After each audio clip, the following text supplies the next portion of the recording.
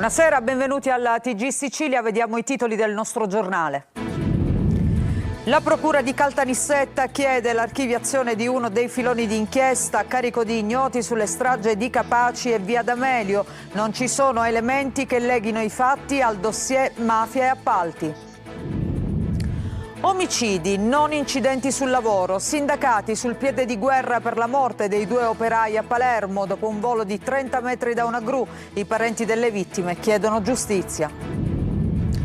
Dalle auto agli aerei sino ai traghetti, il caro carburanti incide anche sul trasporto marittimo con i prezzi dei biglietti che lievitano, a rischio soprattutto le traversate per Sicilia e Sardegna. Nell'Agrigentino l'acqua scorre per le strade e le case sono a secco. Sulla provinciale 68 tra Lido Azzurro e Scala dei Turchi da mesi c'è una perdita che non è mai stata riparata. Un paradosso per una provincia che soffre tutto l'anno per la crisi idrica. Giovanotti incontra 400 studenti dell'Università di Palermo, oltre 6.000 le richieste per partecipare alla lezione del cantautore che ha elogiato la Sicilia come centro del Mediterraneo ma anche dell'Europa. Roby, Jenny e Lorenzo, 3 star del web siciliane, hanno creato una community digitale fortissima tra i bambini. Adesso riempiono i teatri di tutta Italia con un format che unisce le famiglie e combatte il bullismo. Calcio in Serie C, Siracusa e Trapani sempre più vicini alla retrocessione dopo il pareggio degli azzurri a Foggia e la sconfitta dei Granata contro la Salernitana.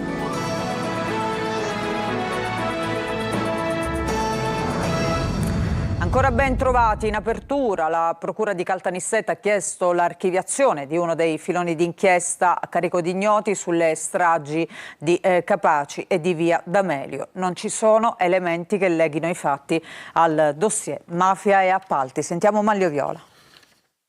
Non ci fu una relazione diretta fra il dossier mafia e appalti e quelle indagini e le stragi del 92 a Palermo, in particolare la bomba di Capaci e quella di via D'Amelio, costate la vita ai magistrati Giovanni Falcone, Francesca Morvillo e Paolo Borsellino e agli agenti delle scorte, 8 in tutto.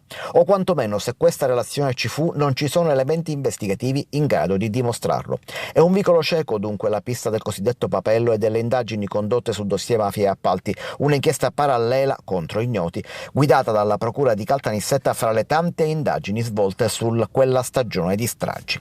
Per questo motivo, scaduti tutti i termini di indagine, la Procura nissena ha chiesto l'archiviazione del fascicolo. Sulla richiesta adesso dovrà pronunciarsi il GIP di Caltanissetta, che potrà archiviare come richiesto oppure ordinare un supplemento di indagini se rileva che ci sono elementi non ancora scandagliati del tutto.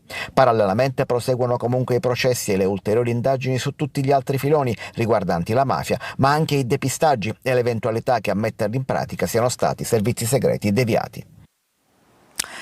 Pioggia di solidarietà al Papa dopo le accuse da parte del Presidente degli Stati Uniti Donald Trump. In un messaggio l'arcivescovo di Catania Renna ha ricordato le parole del Vangelo secondo cui le persecuzioni contro i cristiani non sono solo quelle che li condannano a morte, ma anche quelle di chi disprezza le loro parole. Per l'arcivescovo di Cefalù, Papa Leone sfida con franchezza i potenti. L'imam di Catania, Abdelhafid, accoglie il Papa nella sua terra, l'Algeria, e definisce il Santo Padre un faro di pace. Sono omicidi, non incidenti sul lavoro. L'ira dei sindacati dopo la morte di 2 operai caduti da 30 metri da una gru in via Marturano a Palermo. I parenti delle vittime intanto chiedono giustizia. Marco Gullà. In via Marturano c'è un silenzio che avvolge dolore e rabbia. Oggi è il giorno delle autopsie sui corpi dei 2 operai precipitati da un'altezza di circa 30 metri. I sindacati alzano la voce: questo non è un incidente, è un omicidio. Dello stesso avviso anche il cugino dell'operaio tunisino Nayai Jaledin, 41 anni, lo incontriamo in occasione dello sciopero del sindacato USB davanti alla prefettura di Palermo. Siamo, come la mia famiglia, distrutte, siamo molto arrabbiati e sicuramente la giustizia che bisogna fare non è per la famiglia, ma soprattutto per le bambine che sono rimaste da sole. Non è possibile che delle bambine possano perdere un padre così, e giustizia. Sappiamo che non sarà facile perché non è il primo, non è l'ultimo, però mio cugino era una brava persona e merita veramente giustizia. per le bambine soprattutto. Il braccio della gru che teneva sospesi i due operai al 9° piano ha ceduto di colpo, scaraventandoli sulla tettoia del negozio di pneumatici al pian terreno. È il giorno anche della rabbia da parte dei sindacati che annunciano una mobilitazione unitaria sulla sicurezza sul lavoro. Siamo oggi in piazza per ribadire che non sono incidenti, sono omicidi sul lavoro. Da anni l'USB combatte una battaglia solitaria per l'introduzione della legge, per l'introduzione di un reato di omicidio sul lavoro. Emerge fuori un tema devastante, cioè l'organizzazione dei cantieri sostanzialmente in questa città, che si fa senza una rete di controlli e di anche presenza da parte della pubblica amministrazione che rispetto a questa anche tipologia di interventi debba vigilare e controllare. E adesso cambiamo argomento, anche i traghetti sono coinvolti nel caro carburanti che incide sul costo dei biglietti. L'aumento mette a rischio soprattutto le traversate per Sicilia e Sardegna. Francesco Triolo. Dalle auto agli aerei sino adesso ai traghetti, il caro carburante sta diventando un serio problema anche in vista della prossima estate, con un rischio rincari che penalizzerebbe il flusso turistico. Viaggiare in traghetto infatti potrebbe costare molto di più, soprattutto per raggiungere Sicilia e Sardegna. Gli effetti diretti del caro carburante si notano sul costo dei biglietti e l'intero sistema dei collegamenti marittimi. Il costo del servizio infatti è spesso scorporato da quello del carburante, così l'aumento della seconda voce incide sul costo totale e i prezzi potrebbero salire sensibilmente già nelle prossime settimane, proprio a ridosso delle partenze estive. Alcune compagnie potrebbero non ritenere più conveniente far viaggiare le navi, soprattutto sulle lunghe distanze come Genova-Palermo o Genova-Olbia, oppure farle viaggiare a pieno carico. E così, per esempio, sullo stretto di Messina potrebbe esserci una rimodulazione degli orari delle partenze, condizionandole al riempimento delle navi. Caronte Tourist evidenzia come sinora si procederà con il mantenimento integrale degli orari e delle corse vigenti, ma è una situazione da verificare settimana per settimana. In più, proprio sullo stretto, il Comitato Pendolari lamenta da giorni l'aumento del costo del traghettamento del 19% negli ultimi 3 anni. Intanto le compagnie chiedono interventi al governo come contributi straordinari per compensare l'aumento dei costi. L'obiettivo è evitare tagli ai collegamenti e garantire la continuità territoriale con le isole. Nell'Agrigentino l'acqua scorre per le strade e non nei rubinetti delle abitazioni. Il paradosso sulla provinciale 68 tra Lido Azzurro e Scala dei Turchi. Da mesi c'è una perdita che non è mai stata riparata. Davide Sardo. Un fiume d'acqua che scorre senza sosta, mentre le case restano a secco. È il paradosso, grave e inaccettabile, che si consuma lungo la provinciale 68, tra Lido Azzurro e Scala dei Turchi, tra Porto Empedocle e Realmonte nell'Agrigentino. Da mesi una condotta idrica rotta trasforma la SP 68 in un vero e proprio torrente. L'acqua invade la carreggiata, si disperde fino al mare ed è visibile a tutti. Ma denunciano i residenti, nessuno interviene. Nonostante segnalazioni e diffide formali dagli enti preposti non è arrivata alcuna risposta. Un silenzio che pesa di fronte a uno spreco continuo. Il paradosso è evidente. Mentre enormi quantità d'acqua vengono disperse, le abitazioni della zona continuano a non riceverne a sufficienza a causa della scarsa pressione. Intanto aumentano anche i rischi per la sicurezza. L'asfalto è già danneggiato e la strada diventa ogni giorno più pericolosa per gli automobilisti, una situazione che potrebbe configurare anche in un danno erariale. E mentre l'acqua continua a scorrere, resta una domanda: perché nessuno interviene? Farmacisti in sciopero oggi per il rinnovo del contratto. Vogliamo essere rispettati e un compenso adeguato al lavoro che svolgiamo, dicono i manifestanti. Proteste in tutta Italia, noi vi facciamo vedere Palermo. Ci siamo, per questo scioperiamo! È scattata anche in Sicilia la mobilitazione del settore delle farmacie private. Lavoratrici e lavoratori sono scesi in piazza per chiedere con forza il rinnovo del contratto nazionale di lavoro, fermo ormai dal 31 agosto 2024. Qui siamo a Piazza Verdi a Palermo. Al centro della vertenza ci sono questioni concrete e urgenti, in primis l'adeguamento delle retribuzioni al costo della vita e il recupero del potere d'acquisto, poi il riconoscimento delle competenze sempre più ampie anche alla luce luce della riforma della farmacia dei servizi. Contratto scaduto dal 30 agosto 2024. Noi continuiamo nel nostro pensiero, nella nostra voglia, nel nostro volere, ma Federfarma si ostina a non sentirci. Visto che abbiamo più servizi da dover elargire alla nostra utenza, dobbiamo anche avere retribuito pari competenze. Dopo uno stop nelle trattative nei mesi scorsi, la ripresa dei negoziati non ha prodotto risultati soddisfacenti per le rappresentanze dei lavoratori. Un precedente rinnovo che ha soltanto offerto 80 euro di aumento salariale e che oggi ovviamente non è più adeguato alle condizioni di vita. La trattativa e oggi lo sciopero sostanzialmente non è solo una questione legata ai salari, che come dicevo prima sono fermi a 10 anni fa, ma c'è anche un problema di qualificazione professionale, c'è un problema di formazione anche rispetto alle modalità in cui di fatto questa formazione nel tempo è stata, o direi meglio non è stata, retribuita a dovere. Il maltempo delle ultime ore ha sorpreso al largo di Pozzallo un velista che era uscito a bordo della sua barca a vela. All'alba la richiesta di soccorso alla Guardia Costiera. L'imbarcazione era alla deriva con il motore in avaria e le vele gravemente danneggiate dalle forti raffiche di vento. Nonostante il mare agitato, la barca a vela è stata trascinata al sicuro nel porto. Alta tensione a Gela, incendiato il giardino dell'abitazione di un assessore, dell'assessore ai lavori pubblici di Dio. L'intimidazione arriva dopo l'aggressione ad agenti e vigili urbani durante lo sgombero deciso dal comune di una discarica abusiva. GR Italia.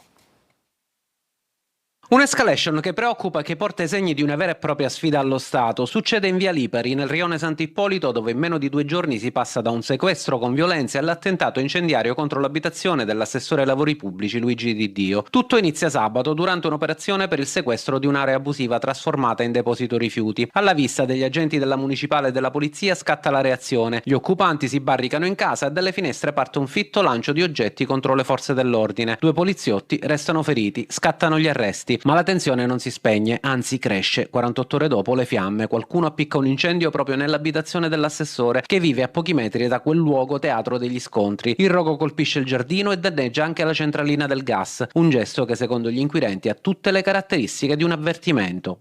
In questi giorni abbiamo subito delle minacce verbali per quanto era successo sabato qui in via Lipari. Da balcone qualcuno aveva annunciato che ci sarebbe stato un falò in questi giorni, infatti già stamattina mi sarei recato in procura o in carabinieri a denunciare il tutto. Intanto il caso diventa politico e istituzionale. Non arretreremo di 1 millimetro, specialmente nei confronti di soggetti che vogliono far prevalere la forza rispetto a quello che è invece il senso civico. Stamattina chiamerò il questore e poi vedremo se c'è anche la necessità di incontrare Sua Eccellenza il prefetto. E proprio sul fronte investigativo emergono sviluppi importanti. La polizia avrebbe già individuato il presunto autore del rogo. Si tratterebbe di un soggetto legato da vincoli di parentela ai 2 arrestati per l'aggressione alle forze dell'ordine, rafforzando così l'ipotesi di una ritorsione diretta.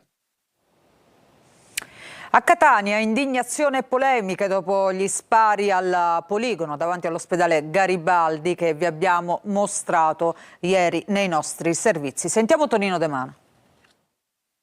Ma si è aperta la caccia al garibaldinesima? Nessuna caccia, ma era la domanda ricorrente di pazienti, familiari dei pazienti, medici, personale infermieristico e di quanti si trovavano dalle parti del Garibaldi Annesima e del campo di tiro posto esattamente di fronte all'ospedale. È stato un vero e proprio weekend di fuoco, con il fragore degli spari che arrivava dritto nei reparti. Non si può dimenticare che l'ospedale, essendo un luogo di cura, non deve solo somministrare farmaci, ma deve garantire un contesto di quiete al paziente, perché questo contesto di quiete favorisce anche la ripresa fisica e noi abbiamo un poligono che è stato posizionato accanto all'oncologia, accanto alla pediatria. Pensate ai bambini che all'improvviso sono stati svegliati da questi scoppi, da questi proiettili. Che spavento, che paura, che tensione. La domanda che si chiedono tutti all'unisono è: perché è stata autorizzata una situazione del genere? Sicuramente non è stata attenzionata nella maniera corretta, voglio pensare che sia stata soltanto un fatto di negligenza. La direzione sanitaria del Garibaldi aveva informato la prefettura di Catania. Abbiamo ovviamente chiesto notizie alle istituzioni e le istituzioni ci hanno rassicurato su questo orizzonte temporale molto breve. Non è nostro compito ovviamente entrare nel merito delle autorizzazioni o della gestione di queste attività. Direttore, un conto sono le azioni ludiche, la musica, un conto sono gli spari, che superano di molto i decibel consentiti. Non ne ho fatto misurazioni là in zona. La vicenda potrebbe avere ulteriori strascichi. Aveva aperto uno studio abusivo di fisioterapia in un condominio del centro di Bronte. L'ambulatorio medico sequestrato dai carabinieri era organizzato con lettini e macchinari sanitari e c'erano 5 pazienti in attesa. Dipendenze patologiche, al via la nuova campagna dell'ASP di Catania, unità mobili con a bordo diversi specialisti raggiungeranno diversi centri dell'area metropolitana. Ci spiega tutto Adelaide Barbagallo. L'ASP di Catania si apre sempre più al territorio per andare lì dove il bisogno è maggiore. È la sanità che va incontro ai cittadini. 2 unità mobili raggiungeranno piazze e luoghi con a bordo diversi specialisti pronti ad aiutare chi si trova in stato di dipendenza patologica, tossicodipendenti, giocatori d'azzardo, ma lo scopo è anche fare prevenzione e screening gratuiti.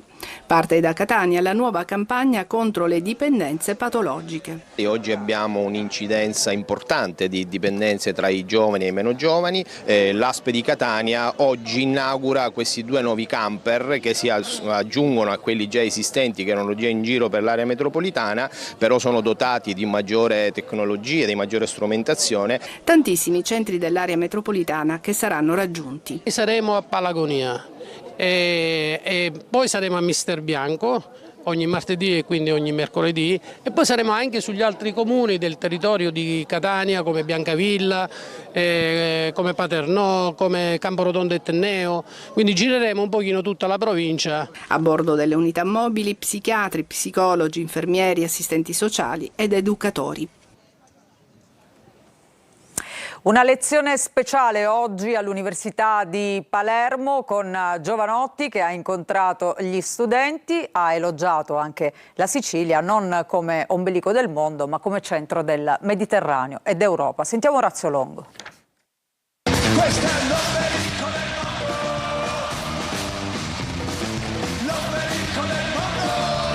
L'ombelico del mondo, almeno dell'Europa, secondo Giovanotti potrebbe benissimo essere la Sicilia. Sono un fan di quest'isola, dice il cantautore durante l'incontro con 400, ma le richieste erano 6.000, studenti dell'Università di Palermo. Giovanotti sottolinea di avere molti amici in Sicilia e di essere dell'avviso che l'Europa come idea culturale, sociale e politica debba guardare al Mediterraneo come suo centro solare e radice profonda. Salito in cattedra nell'aula magna del Dipartimento di Scienze Economiche con lo stesso volto da ragazzino, nonostante i suoi 59 anni, la barba incolta e il cappellino di traverso, immagine che ne ha fatto un'icona pop degli anni 90, Giovanotti ha parlato di musica dialogando con l'etnomusicologo Sergio Bonanzinga. Io non so cos'è che rende, che fa sì che una canzone hai voglia di risentirla o che un film ti commuove. Se sapessi cos'è lo farei continuamente, cioè se ci fosse una formula, e invece succede una cosa nel mio lavoro anche, che tu pensi di aver trovato una chiave, apri quella serratura, poi la usi la seconda volta e quella chiave non funziona più. Le note, gli strumenti, la voce come forza di unione e potenza di comunicazione. Quanto la musica ha questo potere di essere come una macchina del tempo e di avere origini misteriose, non si sa da dove arriva quel suono lì. Poi il saluto di Mimmo Cuticchio, simbolo dell'opera dei Pupi, e le domande degli studenti ai quali Giovanotti ha raccontato del suo libro preferito, Pinocchio, e del rock and roll amato sin da bambino. Poi la battuta: mi hanno fatto commendatore, dice, ora mi danno la medaglia della città di Palermo, il prossimo passo è che faccio il Presidente della Repubblica, meglio di no, sarei pessimo. Si chiamano Robby, Jenny e Lorenzo, sono 3 star del web siciliane che hanno creato una community digitale fortissima, soprattutto tra i bambini. Adesso riempiono i teatri di tutta Italia con un format che unisce le famiglie, ma soprattutto combatte il bullismo. Eva Spampinato li ha incontrati per noi a Catania. Dai videogiochi al palcoscenico il passo è stato breve per Roby, Jenny e Lorenzist, 3 creator seguitissimi, veri e propri idoli dei bambini su YouTube, che oggi riempiono anche i teatri di tutta Italia, come è successo ieri al Metropolitan di Catania. Oltre 5 milioni di iscritti, una community fedelissima, libri, fumetti, merchandising, adesso trasformano il web in esperienza dal vivo. Tanti genitori magari si spaventano del mondo dei videogiochi, ma secondo me averlo portato a teatro li ha fatti un pochettino entrare in questo mondo. E tutto a partire dalla loro stanzetta di Palermo, dove ormai si è trasferita anche Jenny. Palermo è una fucina di artisti e youtuber, dai me contro te a voi. Veramente escono tutti da lì, forse non lo so perché. Sarà il caldo che ti fa annoiare e quindi ti fa fare cose. La Sicilia si fa riconoscere in tutta Italia. Ma ci vuole ovviamente studio, perché è un far ridere però con battute intelligenti. Bisogna studiare, ragazzi, sempre, assolutamente. Ma il vero successo è il messaggio. Dietro lo schermo non c'è perfezione, ci sono storie autentiche. Jenny convive con una malattia rara, Roby ha conosciuto il bullismo. Che la piaga di questo decennio, ok, è sempre più forte.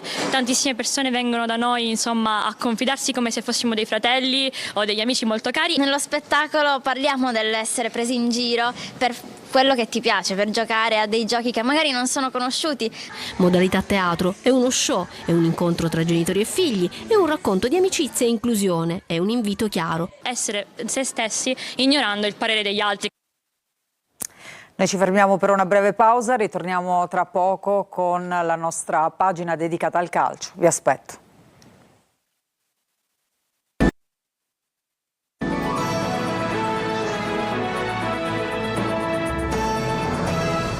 Ancora ben trovati, adesso il calcio, parliamo di Serie C, Siracusa e Trapani sono sempre più vicini alla retrocessione dopo il pareggio degli azzurri a Foggia e la sconfitta dei Granata contro la Salernitana. Sentiamo Sergio Colosi. Il sogno play-out per Siracusa e Trapani rimane aperto soltanto dalla matematica. Retrocessione diretta ad un passo in una stagione coraggiosa in campo, sciagurata a livello societario. Per il Siracusa il pareggio di Foggia evita l'ultimo posto in classifica, ma equivale ad un imminente commiato dalla terza serie. Turati prepara bene la gara con la sua squadra protagonista per poco meno di un'ora e in vantaggio con Arditi. Foggia fischiato allo Zaccheria, i soliti limiti degli azzurri emergono alla distanza. L'ingenuità di Frisenna origina il gol di Tommasini. Il ritorno di Cosmi lascia il segno nel Trapani che di fatto saluta la Serie C. Granata in vantaggio con un'esecuzione perfetta dagli 11 metri di Celeghin. Trapani impreciso e sprecone. Ripresa con un altro scenario. Sinistro angolato e vincente di Ferrari. Sorpasso nel recupero del Baby Boncori che di petto segna il suo primo gol da professionista e spinge i siciliani da soli all'ultima posizione. Un'altra pausa, tra poco le ultime notizie.